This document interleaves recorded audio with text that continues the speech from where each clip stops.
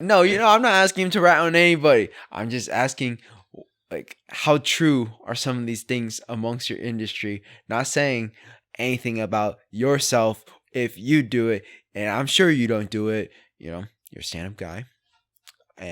So Jesse's basically asking me if I'm like some Japanese gangster. I never said that. And the answer is yes.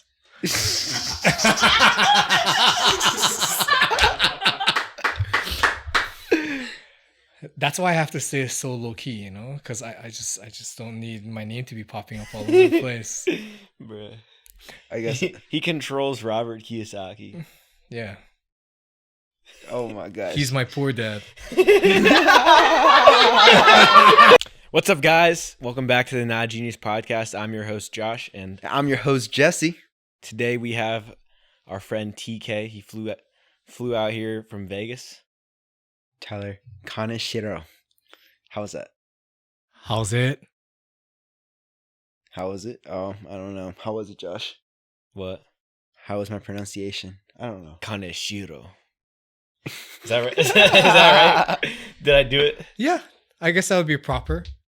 But Kaneshiro is fine. Kaneshiro. I prefer not Kaneshiro. Kaneshiro. What's the worst pronunciation you've ever heard? It's only Kaneshiro. Kane. So Kane with a K, and then Shiro. That's true. It's hard. It's kind of hard to mess up. But like that's the mess up. Yeah, that's the mess up. That's the most common mess up. Yeah. I know you flew in from Vegas this morning. Tell us, how was the flight, man? Yeah, it was great. I sat in the second to last row, the middle seat between two 300-pound guys. Are you serious? Yeah. Wait, it wasn't one of you? Wasn't it you? Well, so I was the center 300-pound guy, and then there was a 300-pound guy from Belize, and then there was a 300-pound guy from Philly. Oh my God. I'm not joking. This is a full flight, a red-eye flight. It was full. Full flight. We left 8:30 last night, and we got in at 4 a.m. Who are these people coming from Vegas into Philly, bro? Do they got no better place to be? I think they're all going back home. Oh, they're going back home. I think so. Do they look like they're from Philly? The two people next to me were from Philly. They were. Okay. Yeah. The people around you look like they were from Philly? Yeah. I mean, probably, bro. It's a flight to Philly. I guess so. Who's really trying to fly into Philly from Vegas? Not gonna lie. But besides you, thank you so much for being here, bro.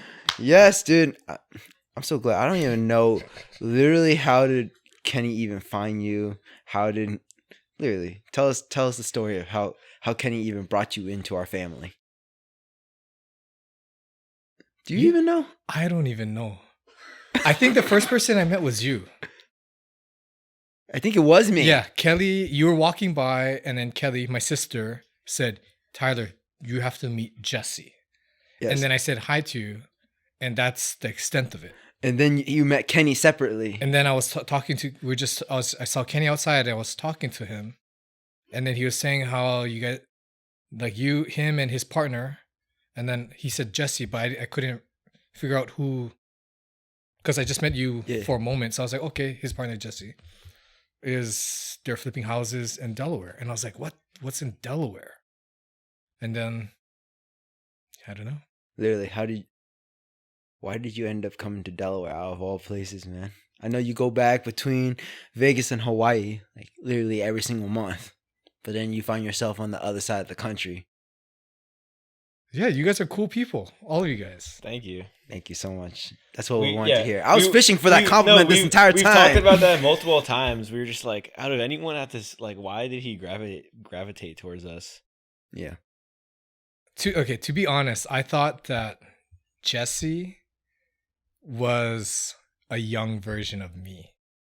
Wow. Me? Really? Yeah. Tell me about it. What did you see? Like, I always was very, I guess, forward-thinking and driven in my career. And only my career. I guess I didn't realize Jesse was married. And you thought different than most people your age. So when you were young TK, tell me, like, what was that tell me about your story. Like, I know you grew up in Hawaii and eventually moved over to Vegas, but can you tell us a little bit about your upbringing? What was that like? Like, did you have jobs in your family's businesses growing up, or did you have your own side hustles? And then, like, why did you decide to go to college? Where did you go to college? And what did you decide to do afterwards? Yeah, so I'm from Hawaii. Born in small town Hilo. I was fortunate to be born into a family of entrepreneurs. My parents had probably the biggest residential construction company in Hilo at the time. And in addition to that, they had some laundromats and several other business. We had a cabinet shop, a restaurant. So they're very entrepreneurial. I guess I would say I was on the smarter side, but I never really tried in school. I played high school sports, played golf, basketball, cross country. Hey, cross country. I ran cross country too. We all ran cross country. Both ran cross Maybe that's why we were connected. Man, cross country was so hard. Were you good? No, I think my best 5K was like 17:11. Whoa, bro, what? Were you like really skinny back in the day? About Josh's size. Oh, dude. Could you imagine running 17:11? 17:11, at this size, bro? No, I'm just joking. I don't know how much you weighed. But I was skinny. That's good, dude. What was your time? It was like I was around 17:09. Like, I was right there. Literally about the same. But like, because like to be competitive, like for competition for state, 15s. Oh, 15s. Yeah, being 15s. Yeah, to be really good. For that, I was slow. 2 minutes. Yeah. About average. But I did. I mean, I guess cross country. I did it because I thought that it would help me for basketball. I did it specifically for cardio, and what it did, it made me slow. Yeah. Because the slow twitch muscles. Yeah, like I was like. But you can go for a long time, so you could run back and forth on the court for a long time. Yeah, but nothing that would make any. Yeah, you can't make those cuts as fast. Yeah, you can't, and so like it was like bad for me. So I only did it 1 year. Okay. I think I did it my sophomore going to junior year. Wow, that's really fast for one season, dude. It took me the entire, high school. Yeah, that's kind of crazy. Yeah, dang, that's like really good, actually. Did you have any side hustles while working? While you were in high school, or side hustles when you were in? No, like fortunately, like my parents just told me to just focus on school. So you never worked? I never worked. My first business though was,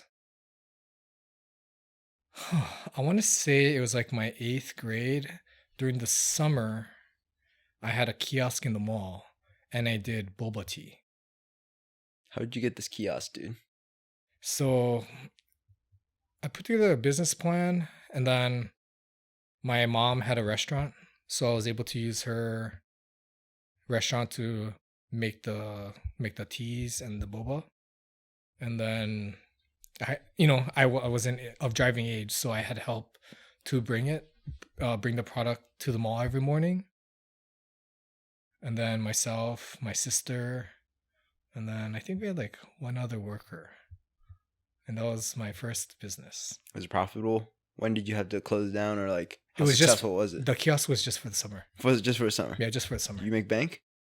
I don't remember. Don't even remember. It's not that memorable of a business. But we were the first boba tea place in the whole island? On the whole island. The first. First and the last. I have not found like a boba spot. Oh, boba's terrible in Big Island. Yeah, you got to go to California to get boba, unfortunately. It's a mainland thing. Yeah. But I guess that's my first taste of business. I always knew, I thought growing up, I always wanted to live in Hilo.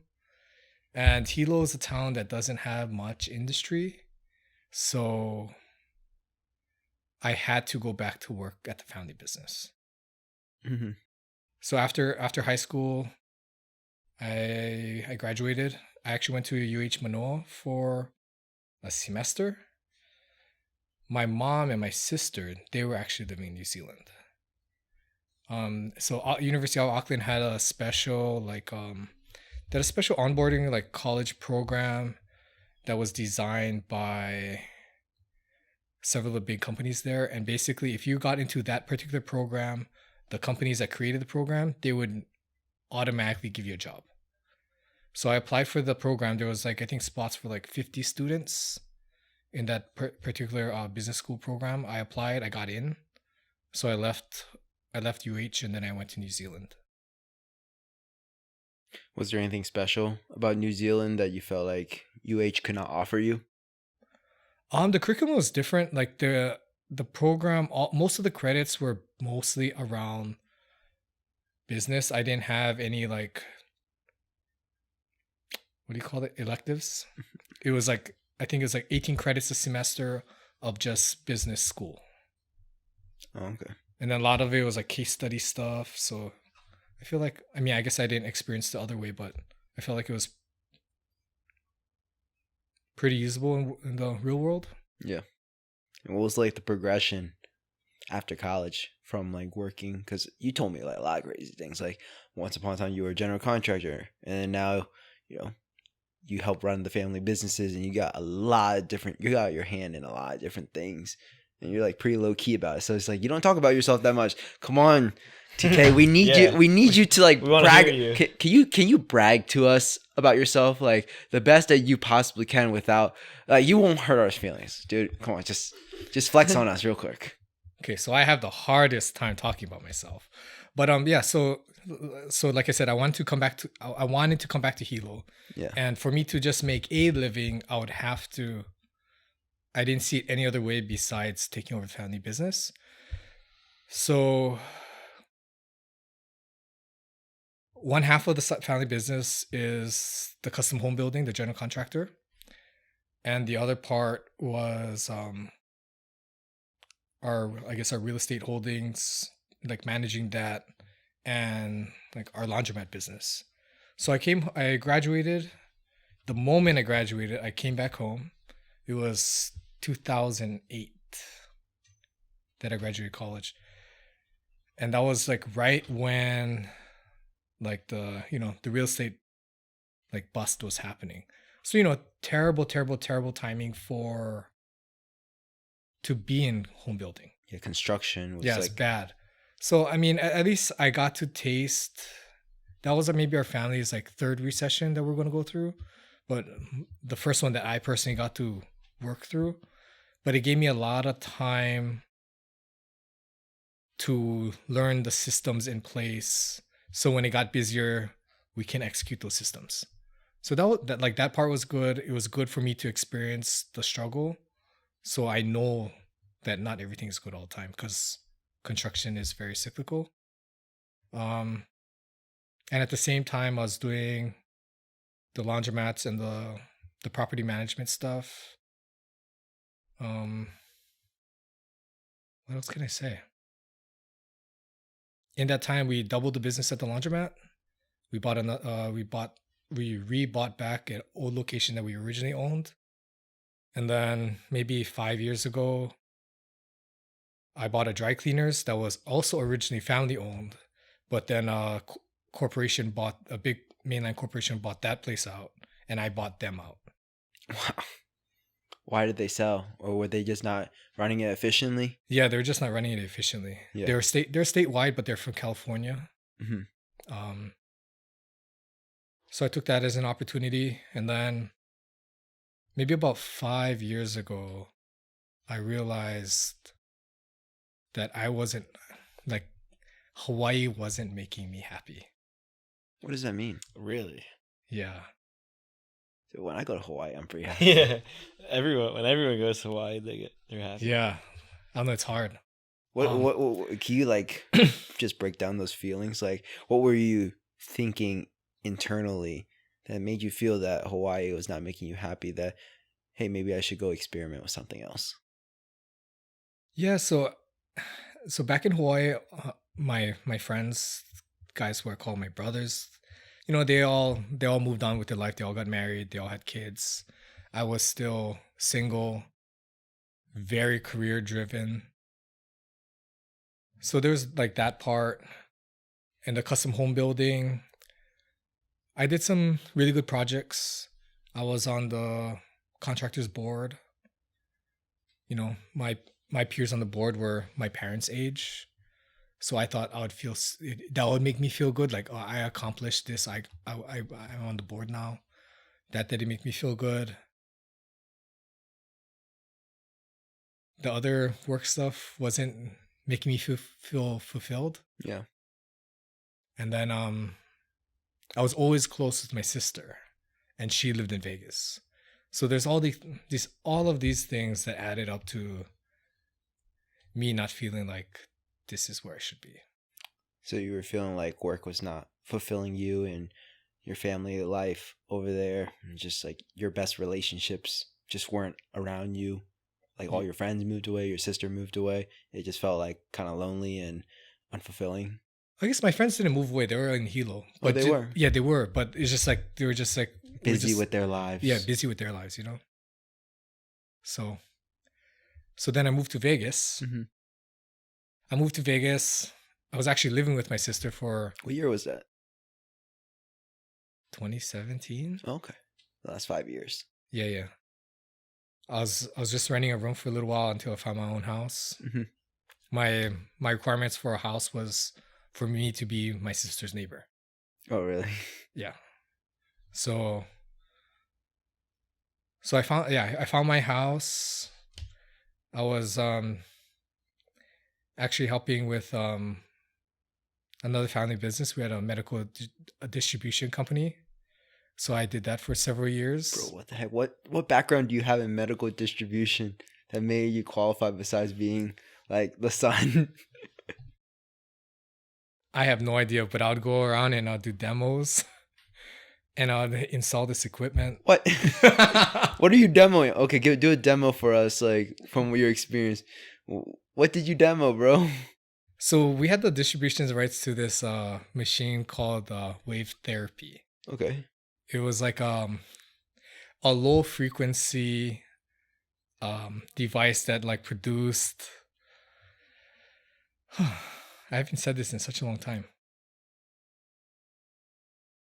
It produced a low frequency pressure wave that basically penetrated your body, vibrated your cells, and got your circulation to your circulatory systems to start moving. Yeah. And through that, like the theory is good circulation will help your body cure whatever ailments you have. Very basic. Yeah. Did you come from a background of business and you said IT, you studied IT in college? Literally, your family always had that business, or did they acquire that or partner up with somebody and then they plugged you in? Yeah, so my mom got the distribution rights to this machine. Yeah. And then she just plugged me in because I was available. How many businesses are there in total? Because it sounds like you guys are in like 5 different industries. Yeah, it's like 4 maybe. It's 4? Yeah. The health. Yeah. The dry cleaner. The coin laundry. And the real estate. Construction, real estate. Construction and real estate are like one thing. How many siblings do you have? Just Kelly. Oh, okay. Yeah, 1. What? And then, yeah. So I guess I fade away. I guess that ended maybe around COVID. The distribution ended. I mean, because we couldn't travel and stuff, so like that kind of ended. But right before COVID, my mom and we bought like maybe the 4th largest coin laundry in Vegas. 4th largest. That's crazy. Just one building or like a franchise? No, there's this one place, and it's just a business. Like we're in like a big strip mall, so we're just leasing the space. Okay. Yeah. Bought it March 1st, and then COVID shut us down on like March 20th. People can't do their laundry. So you're saying that they shut your laundromat down? Is that what happened? They shut it down for a very brief moment, but when we opened back up, the laundromat used to be open 6 a.m. to 10:30 p.m. Mm-hmm. I think we changed the hours to like 8 to 3. It was so slow. What? But you have to imagine if you're People aren't washing their clothes. But if everyone's at home and like you're not working, the kids aren't at school. You're gonna wash it by hand. You're gonna not wash clothes. Wash you're gonna wear the same clothes. Yeah. Because it doesn't matter. You're just in pajamas You're all not day. around anyone. Oh. Yeah. I never thought about that. I would never, bro. Yeah. Wait. Do you do that? Would you do that? Or would you still rotate through your clothes? I feel like I would still change my clothes every single day. Yeah, I'd probably wear the same clothes. You would probably wear the same clothes? I would wear the For same at clothes. least a couple days. Yeah. If you're doing nothing. I don't think at that's home, weird.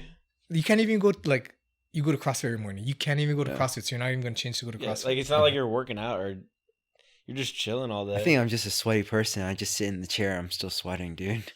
Maybe I'm the problem. But in Vegas, you don't sweat. Oh, that's It's true. the desert. Yeah. There's no humidity. why. Yeah, you're just dry all the time. why. You turn on the AC, it's No dry one's AC. sweating. Talk to us about these boring businesses. I feel like it's been popping up a lot on social media lately. People are just like, oh man, I love the car wash. I love the coin laundromat. And you got this dry cleaner. Can you talk to us about the business of coin laundromat and dry cleaners? And Yeah, so I guess coin laundry and dry cleaning is two separate things. Yeah, and I guess commercial laundry is totally separate businesses.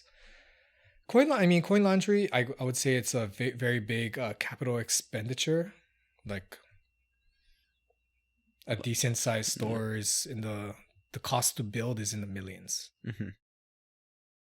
So like that would be a barrier to entry for most people. Yeah. To get like the funding to do something like that. They don't finance. You can't just get SBA loans. Like you can put like 10 to 20% down and then get the SBA loan for the rest, right? Yeah, you can do 20% down SBA loan, but then that's still $400,000. Yeah. Oh wow. I guess the price to purchase or acquire the business is very large, huh? Yeah. And that's and that's just the business. And most times you're going to a lease space. Yeah. Like water rights is very hard to get. So now you kind of have like a mortgage on the business. You said water rights? Yeah. What's water rights? Yeah. So like let's say like your house, you're allotted. They'll calculate, I don't know, 200 gallons a day. Mm-hmm. But on like for a laundromat, you're going into the millions of gallons.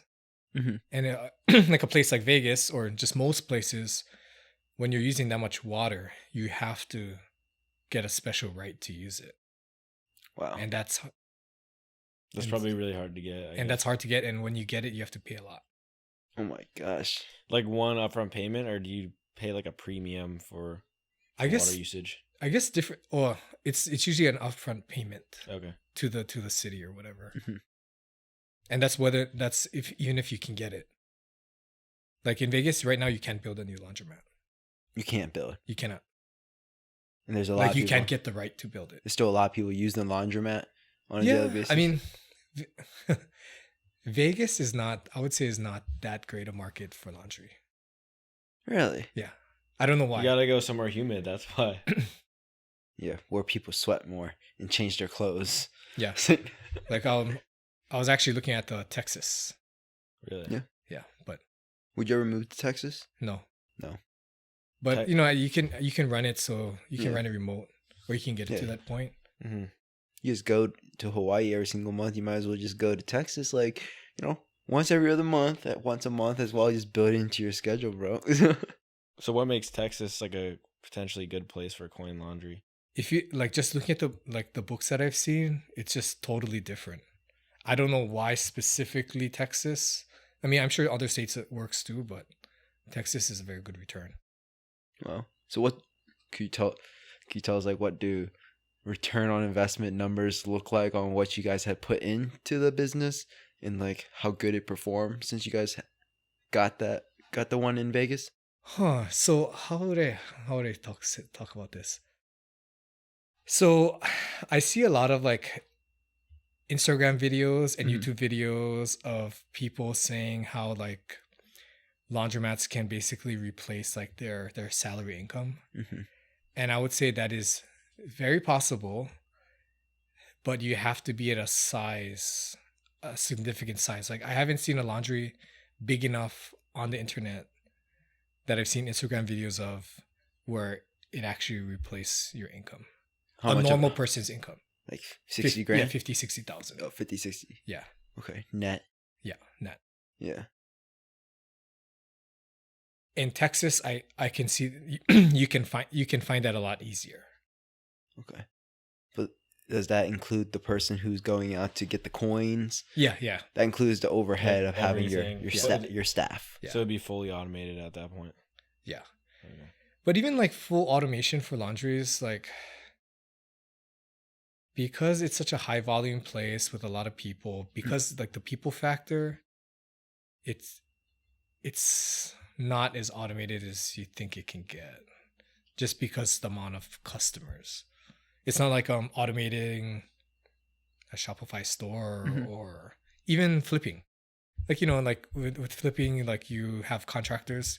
If you have a general, you're dealing with one person. Or, if you have a couple subs, electrical, a plumber, a AC guy, a framer, that's like 5-6 people. In a laundromat, you could deal with 200, 300 people a day. Yeah. And if 10% of those people are complaining, like that's a lot of problem. And if you don't have,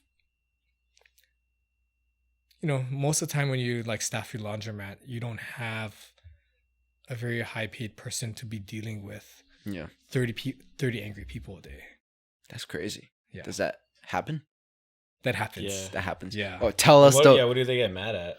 Like their machine doesn't work or? Yeah, just that. My washer doesn't work, my dryer doesn't work. You ruined my clothes. I mean, nothing crazy, but enough to like get people really upset. Can you tell us like your biggest business nightmare story that you've ever experienced in your business career?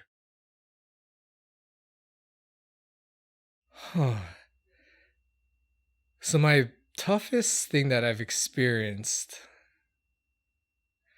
is so in my dry clean business, in one of my delivery vans, I had a driver that kind of lost it. What do you mean by lost it? Like he was threatening while he was driving the van to crash the van. Okay. Why? With him in the van. With him in the van while he was driving. What and I just didn't know what to do. I didn't know what to do. Mm-hmm. But luckily, like he ran the tank empty a couple times. We had to go fill it up. Or he got it filled up or something. He got it back to the plant and like then I let him go. But like that was very scary. Was it like a self-hostage situation where he's like... He wasn't demanding me for anything. He was just threatening to crash the van. And I was like, oh, at least crash it into the wall.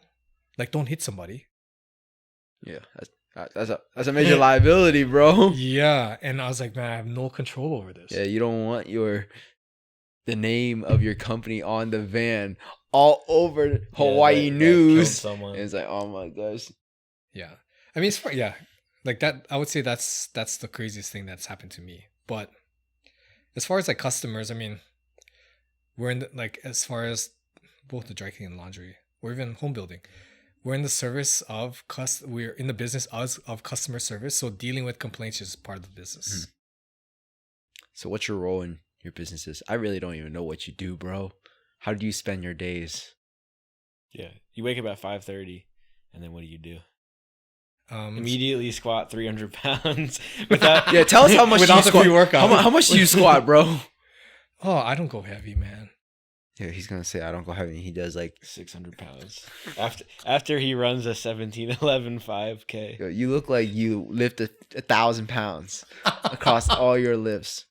Tell us, like, is it true? No. Okay. No, there's no way. Josh is trying to hit 1,000 pounds. Yeah, I'm trying to hit. Where are you at? Where are you now with 1,000 pounds? You're like 900 something now. I don't know, dude. I haven't. Was it squat, dead, bench? Squat, deadlift, bench. Yeah. Yeah. Josh can squat a lot, apparently. Apparently, yeah. 405? No. How much are you squatting now? 360 something, right? If I 1 rep maxed, I think I could get 365. Maybe. I don't know. Yeah. But I'm only like, I want to say like a month back into like training consistently. I don't know. It's really not that crazy. There's literally like... What's your debt? I don't know, dude. For something, right?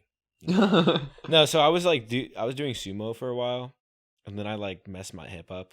So then I stopped deadlifting, and recently I started again conventional.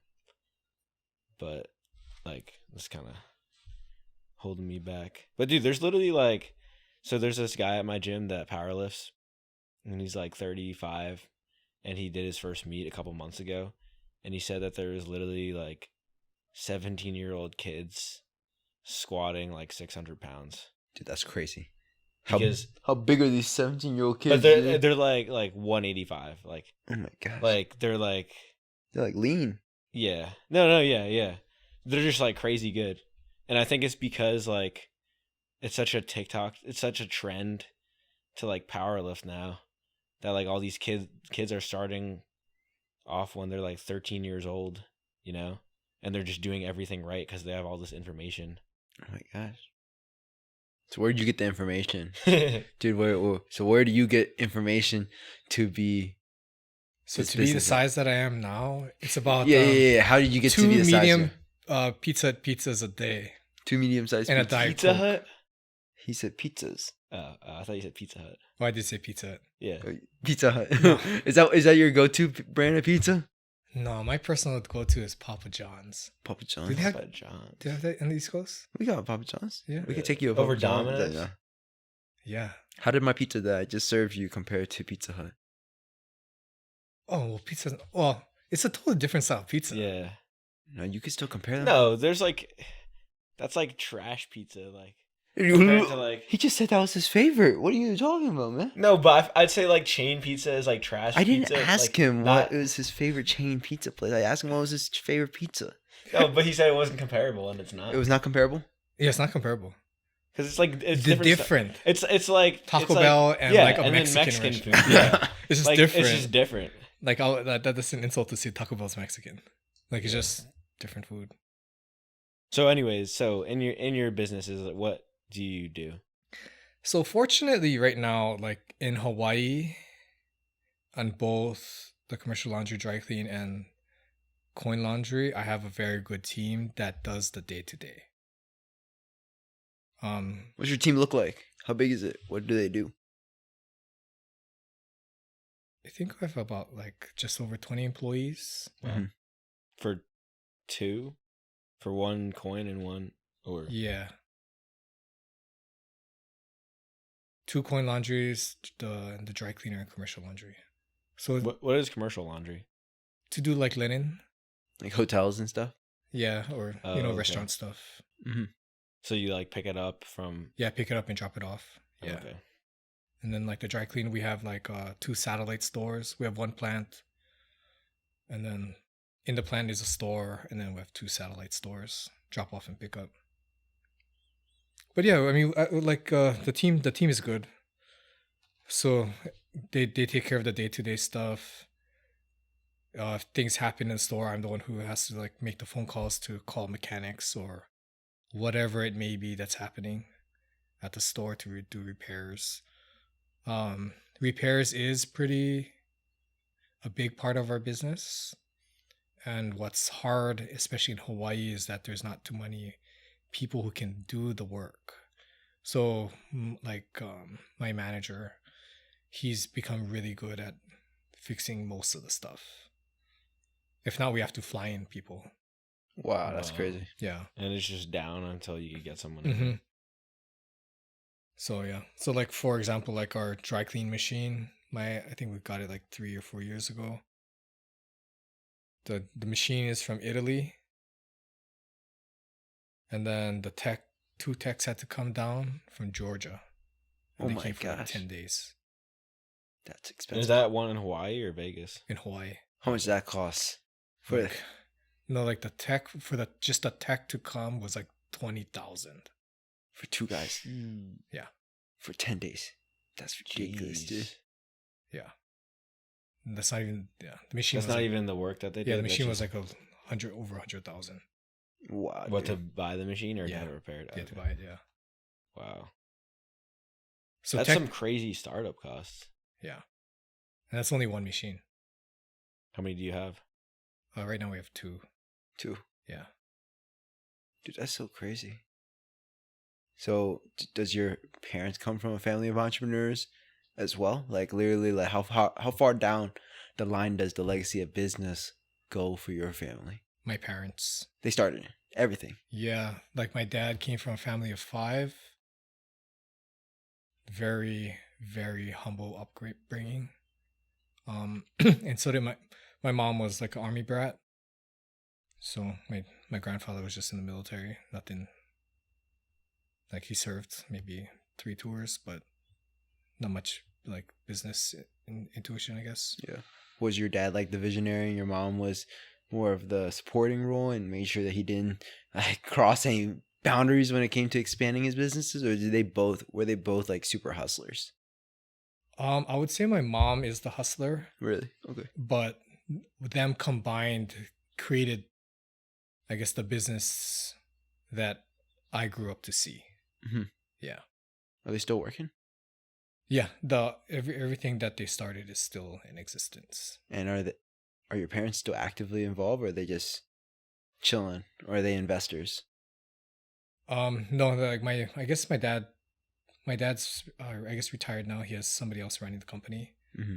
And then whatever I didn't buy from my parents, I manage for them. So what did you end up buying? The dry cleaners in Hawaii. Well, I guess I didn't buy from them, but I own the dry cleaners and the laundromat here in Vegas. Yeah. Yeah. So did you just save up everything from managing and working the family businesses for a couple of years, and then you were just like, hey, I'm ready to buy? And then they did some type of seller finance for you, or how did they structure that transition in terms of you buying it outright, or I bought it outright. You bought it outright. Yeah. It's just a lot of saving. Yeah. That's crazy, dude. And I guess what was hard was like, working for a family business. It's not a big money thing, No, definitely not. And especially, because it's family, you get to work for cheap. Yeah, but then they probably gave you a decent deal when it came to the businesses later, right? Yeah, no deals. No deals. Yeah, no deals. They deals. told you as if you were somebody on the outside. Yeah. Oh, dude. But I mean, that I appreciate that. Like we've Kelly and I, we had to learn that nothing's free. Yeah. So it's fine. Yeah. I don't want to. And at the same time, I don't want to be given. And I think that's part of my problem with, as far as like my growth and success, is I didn't ride my parents. That's awesome, dude. Like, I probably would be a lot more successful if I just said, "Hey, mom, can you sign this for me?" Mm-hmm. So that's probably a fault. You felt like you wanted to be more known as self-made, rather than handed down, because people probably knew that you came from a family of businesses and entrepreneurs, and it's just like it's very easy to just inherit everything. Yeah. But then you wouldn't know how to work it, or you wouldn't know how to, grow it even bigger, or establish or implement your own vision. So what are you trying to do from this point forward? I know that you got your small, boring businesses, your TikTok businesses. But like, what do you want to expand into, and do you want to go deeper into what you're already in, or do you want to go wider?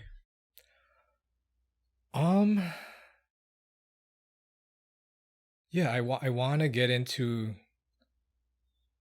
or get back into real estate in some, hopefully, hopefully the market will show that we can continue to flip in Vegas, and that's what I want to do. Because for the most part, I have a lot of time now. If I'm not in Hawaii working, I'm in Vegas. Yeah. And when I'm in Vegas, I have time. Yeah. Your laundromat doesn't require a whole lot of time in Vegas. As of very recent, I don't put much time into it. That's crazy. Yeah, so it's good. Do you just sit still in your thoughts at home a lot, or like, dude, what are you doing? Yeah, no, I guess I spend a lot. I always what is this. it? Analysis paralysis. Analysis paralysis. You're in analysis paralysis. Yeah, I'm in that. I'm so confused.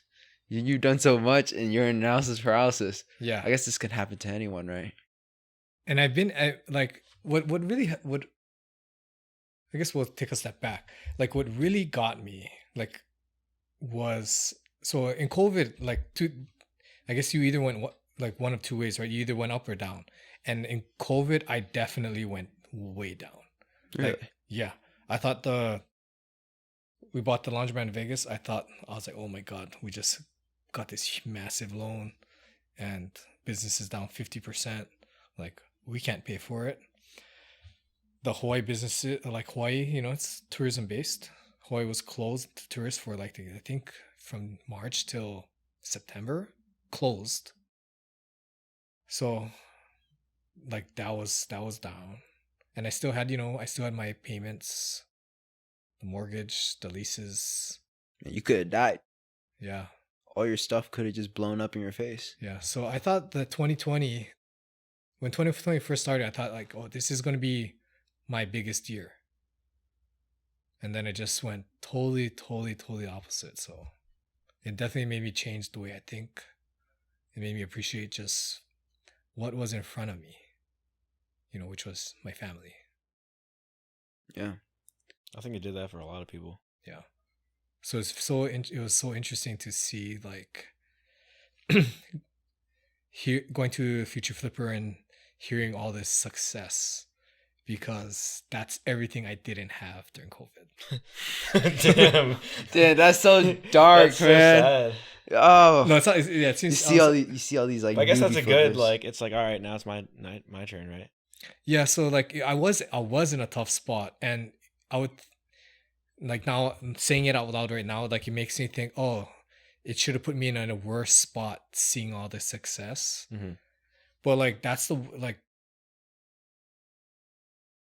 what I'll be forever grateful to Kelly, my sister, is taking me to that event 3 months ago, because it pulled me out of that spot.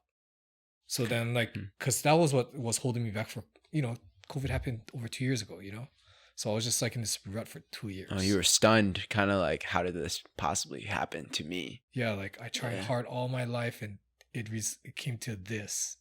And it's not like anything that I could control. It just happened. Yeah. It's not like, oh, I could bail the business. Like I could leave it, but I still have these notes. And I mean, the only way I could leave it is to, claim bankruptcy or something, And you work so hard, you put in so much money, and then all of a sudden, like, you just can't. Yeah. You're just not a quitter. Yeah. So, but yeah, I mean, hopefully I can use everyone else's positive energy to put on myself to continue to move forward. Yeah. So how has like your mindset grown? Because you said like we kind of resemble one. At least you saw yourself in me. And when you were younger, you were high achiever. You were thinking unlike other people amongst like your peers. So how did you like develop the certain type of mindset that allowed you to just chase after bigger things, pursue like things that you were passionate about, go the unconventional route? I think it was, I don't know if it's an Asian thing, but like I wanted my parents' acceptance of what I'm doing. Yeah. Sorry, maybe that's not what you were going for, but like, no, did they want you to like work for corporate at all, or they want you to work family business? No, they didn't have any. They didn't have anything asked of me. Oh, nothing asked. You just put it on yourself. Yeah, I just put it on myself. Like I want to be able to take care of everything. Yeah. So that. Yeah. How has it evolved over time? It hasn't changed. It hasn't changed. I still like, I want to be the person that when we go out to dinner and the entire family goes out to dinner, cousins, whoever, like I can take care of it without thinking. Yeah. And that's just what I want. Yeah. You just want to be very generous and take care of your family. Yeah. Yeah. And be known as that guy who takes care of his family very well. No, I don't even care if I'm being known of it. Yeah. Like I don't want to thank you. I don't want really? the recognition. Like that's just what like I want for myself. Mhm. I definitely don't want the recognition. Do you want to be known for anything? No, I just want to be the guy in the corner. Dude, you're a super low key guy. Like, Yes. I don't think many people can, will go to Future Philly and be like, oh yeah, I remember speaking to Tyler, and it's just like, oh, that's like Kelly's brother or whatever. It's like you don't speak very much of yourself or your experiences. And it's like you got 20 employees hang out in Hawaii who is running everything else for you. You don't give yourself like enough credit in like what you're establishing. People can learn a whole lot from you. Why do you discredit yourself so much? I don't know if I discredit myself. I just don't. You just don't take the credit. You leave it on the table, man. He doesn't. I think that he just doesn't feel the need to like show other people what he's doing. He just does it. I think that's. No, I think it's really respectable. Yeah, I think Josh is right. Like it's just it's just like I have to do this and I have to do it. I don't have to tell anybody I'm doing it. Yeah. Like I don't like. I wish I could be like, oh, I'm just trying to be humble about like that I have $10 million in my bank account. I don't, but that was actually 20. But yeah, it's like I don't know. My mindset is definitely not made to be like have 1 million followers on Instagram or whatever. Yeah, like that, and that might be my detriment to like progressing, doing flipping. But you have maybe not. You have your own set of principles that you operate in your business, right? Yeah. And it's just like this is your style, and that's just what worked for you. Yeah. So I mean, I'm not against guys, flexing or whatever. Like that's their thing. Yeah, definitely. But I'd prefer to just be unknown. Yeah. Just stay true to yourself. Yeah. I don't know. Sometimes I think, oh, maybe it's like, it's because I'm uncomfortable with myself, so I don't want to talk about it. But it's like, I don't know. I think when I do think that way, I think I reassess. I'm like, no, I just have no need. Yeah. So you're like in the laundromat business, dude, and people always talk about laundering money. People always are talking about like the organized crime that happens in like that type of industry. Dude, can you tell us about like other people in the industry of like you're asking him to rat? Maybe like no, I'm not asking him to rat on anybody. I'm just asking like how true are some of these things amongst your industry? Not saying anything about yourself if you do it, and I'm sure you don't do it. You're a stand-up guy.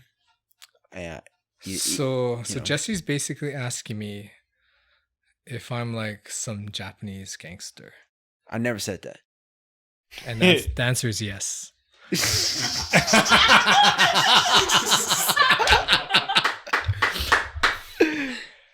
That's why I have to stay so low key, because I just don't need my name to be popping up all over the place. Bruh. I guess he controls Robert Kiyosaki. Yeah. Oh my god. He's my poor dad.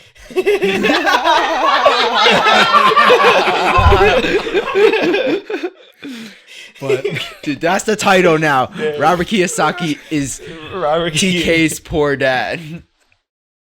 Dude, that is such a lit title. I love it. Dude, I'm pretty sure when we were in Vegas, isn't he from like he's from Hilo.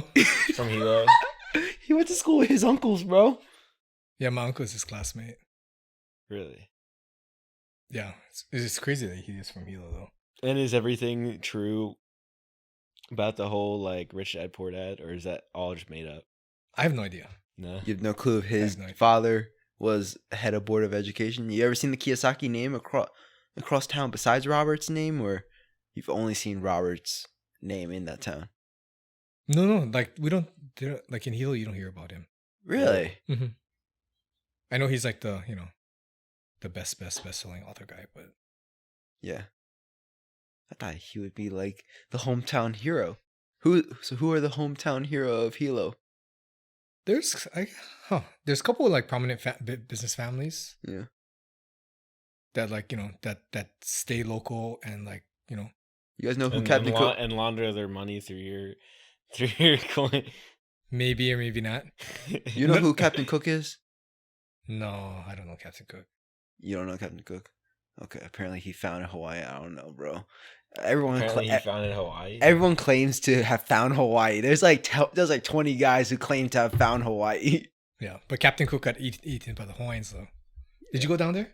I went to Rotahana, and did Captain Cook like? No, Captain Cook, Big Island. Yeah, Captain Cook is his own town in Big Island. Yeah. I've never been to Captain Cook in the Big Island. What do you think of the town? Is there anything there?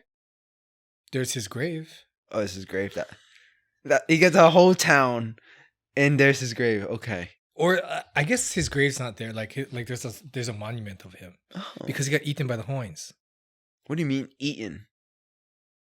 Eaten, literally chowed on. Yeah, bro. What?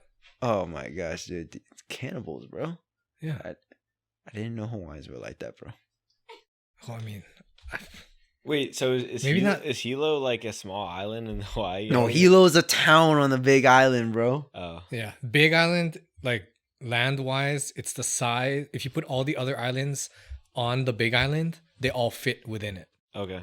It's a big island. It's the biggest island, but it's like probably 4th most populated. Oahu's the biggest. Oahu's the one with like Waikiki. And then there's Maui, where Jesse just went to. And then I think Hawaii has more people than us. Hawaii has more people than Big. I think so. It's a small island. Yeah. How does it have more people? Oahu is the smallest island. I guess so. Yeah, it's a metropolitan. Yeah, they have 2 million people or something. That's too many people on an island, dude. Too many people. That island needs to go away, honestly. Yeah. Okay, but going back to your question, actually, like, I feel like the laundry business is pretty legitimate. Yeah. Yeah.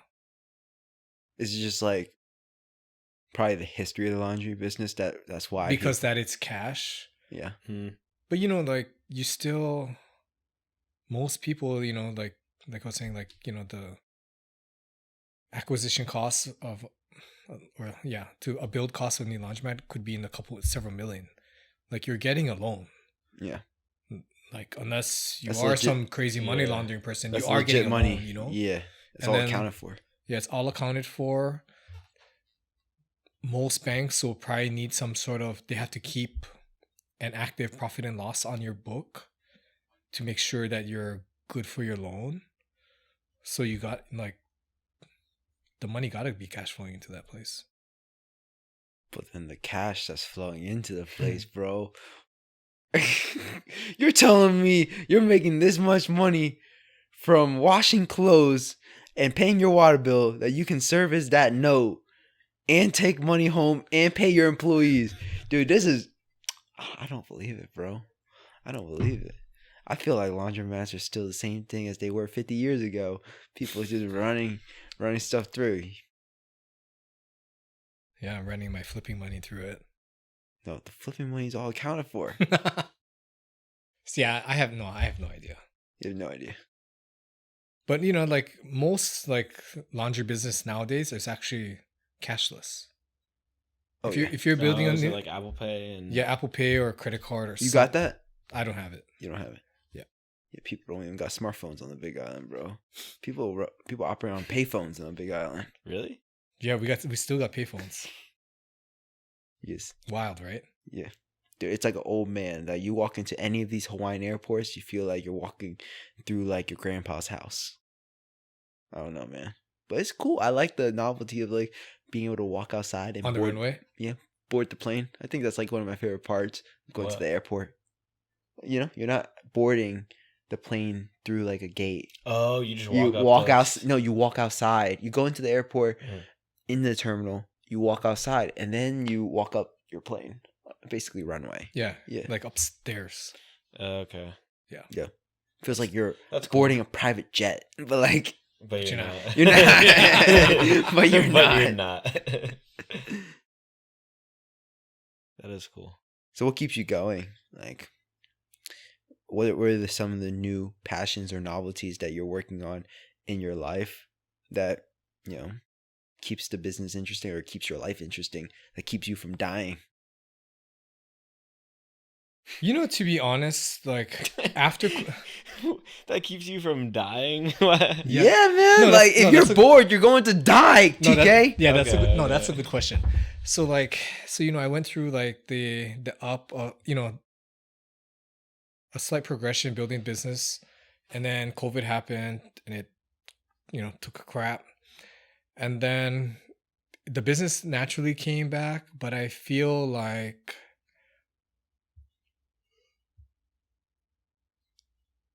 now that I see that COVID seems to be done or done in a way that it can affect the business, that I have to go back and I have to transition into doing more commercial laundry, which is a different business, but where there's room for growth.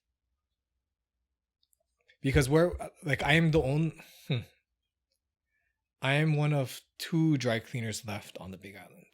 Why did the others die? Because we bought 2 of them, and then the other one just closed. But like dry cleaning business, even for me, I don't dry clean. Mm-hmm. Like everything that we're wearing here, we don't have to. Yeah. You could dry clean the shirt, but the dry clean business is kind of going away. So I do know that I have to do something if I want the business to grow, and I don't want it to be stagnant, because I don't want somebody else can easily see like, hey, look at this. Tyler has all the business here. There's room for me to come. Mm. If he does that, that person wouldn't actually take my business and survive. We'd just both die. Because you guys will split the business, split the customers. Half, and we'd just die. So I do know like I have to, I guess, be more active in taking the business. So like that's always, especially now that I know that COVID's ending, that I have to be more proactive on trying to get more business. So what are some of your strategies on that? You ever thought about that? Yeah, I mean, I just have to go back home and put my face in front of people who make decisions on who does their linen. So you got to be the better salesperson. Yeah. You got to continue to offer higher value, yeah, and then offer them a better deal against what your competitors could possibly offer. Yeah. But besides that, like I was saying, how I have so much time now. Yeah. What I spend most of my time doing during the day is I have a spreadsheet, and I just go on the MLS, not necessarily to find a deal, but just looking at whatever and just plugging in pieces and just practicing doing like deal analysis. Yeah. Really? Okay. And that's what I mostly spend my time doing now. Yeah. Like there's no deals, but at least if I can practice doing it on paper, when the deal comes, I'll be able to see it, Yeah. But like even my house, I think the price has dropped like 10%, 15% from June till now. Yeah. That's fast. That's fast. And I was like, man, like catching a falling knife now, if that's how like the whole market is in Vegas or in my area, like there's not that much spread to be catching something that is going to be 15% less. Yeah. Your ARV is like unstable. Yeah. Could be 0. Could be less. You don't know. Yeah. You could be paying money at closing when you're going to sell. Yeah. It's like nobody wants to waste time and lose money. Yeah. Double whammy, bro. But I mean, at least like this extra time that I have has given me the time to practice. Sharpen your skills. Yeah. So you guys do commercial real estate in some way as well, or is it just the businesses? Oh, just the businesses. I mean, like we have a smart portfolio, a small portfolio that our family has that I manage, but whatever, nothing crazy. Small houses, or did you say houses, apartment, commercial buildings? Mm-hmm. That's your parents' portfolio. You're just helping them manage it while they're going through retirement, right? Yeah, I mean, I've actively managed it for a while now. Take care of the leases. I'm basically, we haven't had to hire a commercial leasing agent in 12 years, 14 years since I've been doing it. Yeah. Is it pretty easy, or are you just very proficient? You have systems in place? Yeah, I mean, I got the contracts. I know how to negotiate it. It's okay. Oh, yeah? Yeah. So what's your most favorite thing out of all the things that you do? Business-wise? Yeah. Or activity inside the businesses? You find yourself to be like, you enjoy the sales side, or do you enjoy like the analyticals number side? It sounds like you know how to do everything, honestly. Yeah, I feel like I'm really good at the numbers thing. Really? Yeah. But I enjoy the sales. Mm. Like the interaction, like just any kind of interaction. Okay. Like even if I have to work at the laundromat and help a customer with the machine that's $2, like that interaction is just as enjoyable as me trying to renegotiate a 5-year commercial lease. Mm-hmm. Do you feel like you're ever a shark when it comes to negotiating? No, I feel I'm definitely not a shark. You're just trying to find win-win solution. Yeah. Like I don't want to, like, I guess I don't, like, I know I can't go to bed knowing like I stole this from somebody. Mm. You feel that way? Sometimes? If I did. What makes you feel that way? I feel like life is not what you ask for, it's what you negotiate for. Yeah, I guess. You feel some type of guilt sometimes when you negotiate hard? No, if I know I'm getting like the deal of a lifetime. A deal of a lifetime? Yeah. Have you ever gotten a deal of a lifetime? I've gotten it once. What's the deal of a lifetime? Oh. He doesn't want to talk about because he stole some grandma's laundromat, bro. Yo, that's why he couldn't sleep. That's why he couldn't sleep when he flew in here from Vegas. I slept the whole way. This was like a decade ago, bro. Tell us, it's in the past now. Tell us about the deal of a lifetime. Okay, so the deal of a lifetime was, and I guess it was just an educated gamble. But I did a construction project which had to be done in phases. So it was a commercial building. Mm-hmm. It was a commercial building that had to be done in phases, and our client had to get funding in phases. That's why we had to do it in phases. So because I felt that they weren't able to get the full funding and they weren't going to be able to push the project through in its entirety. That's what I felt. I took all the profit of the whole project in that first phase, and they only wanted to do half of the phase that I thought that they were going to do. So I basically did like 1/6 the work for all the profit. And I was right. They didn't do the project. Did they default? No, so they paid us on like we did 1/6 the project. I took all the profit. How do they give you all the profit without? I thought you get your profit at the end. How do you get the profit in the beginning? The way I made the contract. The way you made the contract. Yeah, they didn't know I was getting the profit. Okay. I just priced it that way. You priced it that way. So if we ended up doing the rest, like we did 1/6. If we did the 5/6, then we wouldn't make money on from phase 2 to 6 because I took it all. Oh, so you wouldn't have gotten paid from 2 to 6, and it would just been break even, but you had your profit. we would have made the money on the entire project, but I just made it on the very, very, very beginning. And they decided not to do the rest of the project? Yeah, they didn't do the rest of the project. What the heck? So I felt kind of bad, but like I was like, oh, my guess was right. What was your guess?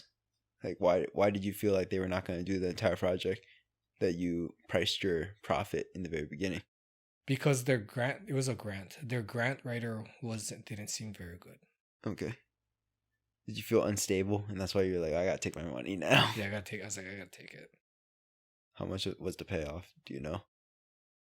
The one phase was like $250,000. Okay.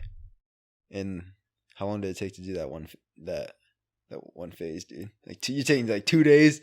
You gotta tell me you made $250,000 in 2 days? No, it was like maybe a month. A month? A month, yeah. That sounds kind of reasonable for like construction company. Yeah, commercial construction. Big baller sport, bro. No. Yeah. But they're pretty, yeah.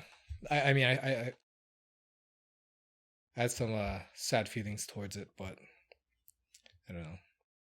Did they know? Do they feel bad about it as well, or is it that's just business? Yeah, I they mean, they knew what the terms of the contract were, right? Yeah, I mean, I felt like they should have just pulled through with the rest of the money to do the job. Yeah. And then it would have just been normal. Yeah. I don't want to just take the money. Like, yeah. I want the job, the whole job. But they didn't execute on the rest of the work. Yeah. So that's kind of on them. Yeah. They could have gotten their value. It's kind of like economies of scale. Like the more work you do, the cheaper it's going to be. But if you're going to get like smaller piece done, you're going to do a bunch of smaller pieces along the way. Yeah, it's going to be expensive. It's going to be very expensive. Yeah. Like multiple times expensive than if you just did it all at once. Yeah. So, yeah. That's my boring life. Your boring life. So, how's looking for your girlfriend or looking for a wife? When's that gonna come, bro? Tell me about how bro. Tell me We're gonna about talk about this on the video. Yeah, don't man. have to. I mean, if you talk want, about whatever you want. We can talk about New Zealand. We don't. Do the listeners want to hear about New Zealand? I don't, bro. I think that's pretty interesting. Okay, you can pick. New Okay. Zealand. You got your fork in the road. You could talk about your love life, or you could talk about New Zealand. And then if you pick one and then the other, we're gonna interview you again and get the other one next time. So you got no ways out. So, I would say about relationships. Man, it's like the hardest thing trying to find somebody that you actually will like. It's so good that you found somebody you want to marry at such a young age. Yeah. Yeah. I wish that for myself. Yeah. Because that makes it easy. It really does. Like going through a journey, through entrepreneurship journey, like that we're all going through, having the right partner, even though they're not directly involved in the business, but if they are very supportive of it, it will make your business grow so much quicker and so much better than if you had to just do it on your own. Really? Definitely. What's been your experiences when having like unsupportive girlfriends in the past? Like they feel like, oh, you work too much, or like, what's going on?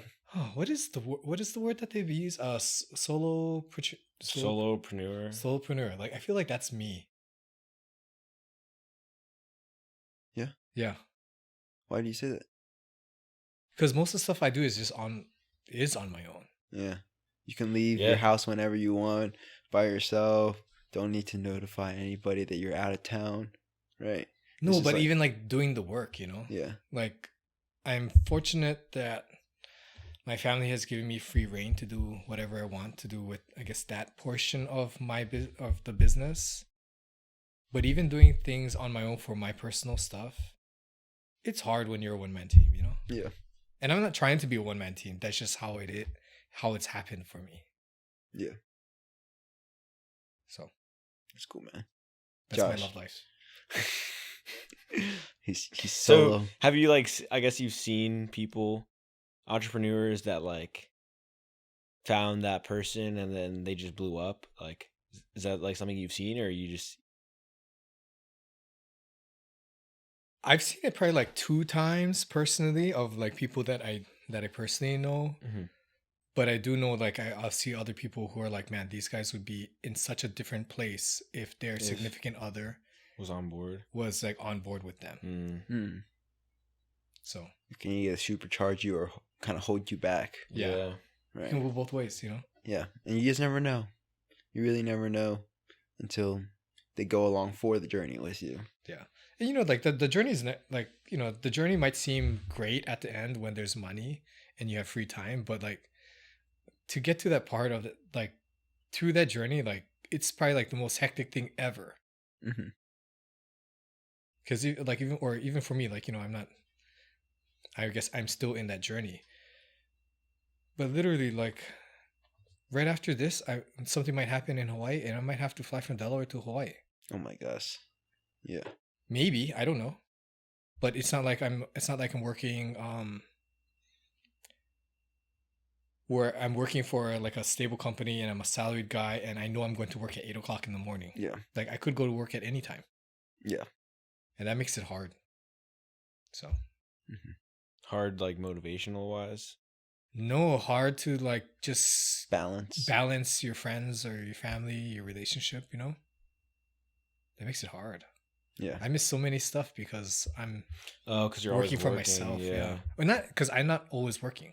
Mm-hmm. Like people are like, oh, Tyler, you have all the freedom. I'm like, yeah, I might have all the freedom until that phone rings. Yeah. You know? Then you don't have any freedom. So you gotta tend to it because of the fire. Yeah, you know? Because I mean, I've been on vacation in Japan, like 4 a.m. I'm on the phone for 3 hours. What? Because like the business calls for something about this or that or whatever. And I gotta answer the phone. You don't got a right hand man? No. You don't have a right hand man? Why not? Yeah, literally, why don't you have a right hand man? Yeah, I have to figure that out. That's something I have to work on. Do you think that's like the number one thing you're missing in your organization? Yeah, I think I have to either figure out like how to make more money so I can pay somebody well to literally be me. Yeah. Or I just have to make no money and have somebody do it so I have just time. Yeah. So it's a combination of both things. Dang. I mean, would it be fair to like say you have to pay them as much as you not pay yourself, but like whatever salary somebody like yourself to put up fires, but also like you're not super needed in your business except when there are those fires. Yeah, I'm just a fireman. That's it. You're just a fireman. Yeah. So it's like you need somebody for very few times to do very specialized task.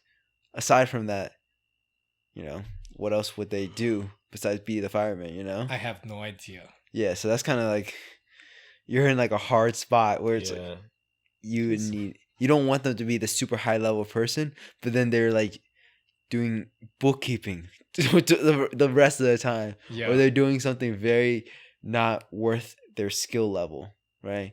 But then you can't have somebody who's like mediocre and like they're doing like a full-time mediocre gig, and whenever there's a fire, oh, you're trusting this person with literally the entire company. Yeah, like perfect example is like on Tuesday I went golfing for the first time in like 2 weeks. Yeah.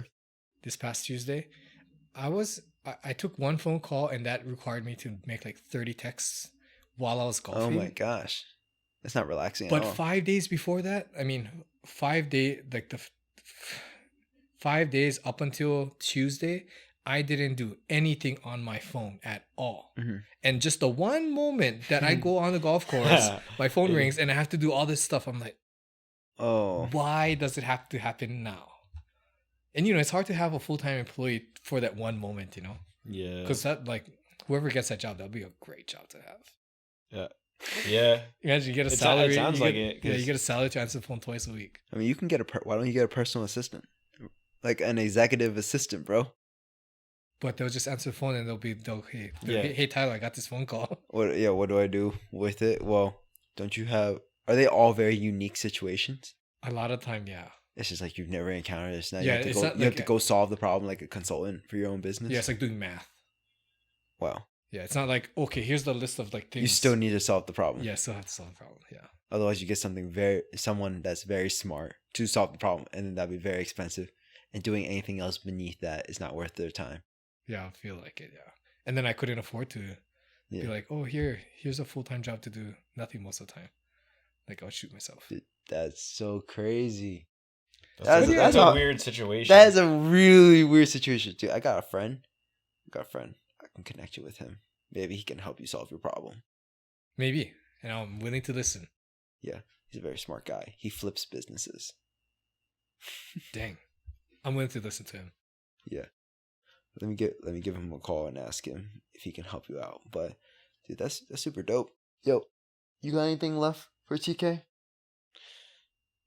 So I'm just curious. If there are any deals in Vegas, why are you still analyzing deals in Vegas? Like, why don't you look at other markets? Great question. Like, have you ever heard of Kent County, Delaware? Well, honestly, like that's like probably 5% of the reason why I even like was like, I'm gonna visit you guys because I want to. I just like I mean I really do want to check it out. I really did just want to hang out with you guys. But I really do just want, like, I was like, man, what? You guys are buying houses for how much? Like, you know, you can't. in Vegas or West Coast. I know. But I like like I was saying, like I have time to practice, and it doesn't matter what I'm practicing on. Yeah. I'm just practicing. So yeah. Practice is practice. Yeah, I mean it's all like relative. Like yeah, you're gonna be using the same calculator in any state. Yeah. But I'm excited for you guys to show me something. Yeah, dude, I am too. Because I got the time. I'll be a very good worker for you guys. A very good worker. What are you talking about? What type of work do you want to do? Yeah, you want to paint our room? Dude, we have had primer in our bedroom for the last month, bro. Primer and an air mattress. Bro. No, we don't have an air mattress. You have the air mattress. I'm sorry, bro. I'm so sorry. It's okay. Well, you can come visit us next year. We'll have a legit mattress, have a nice house.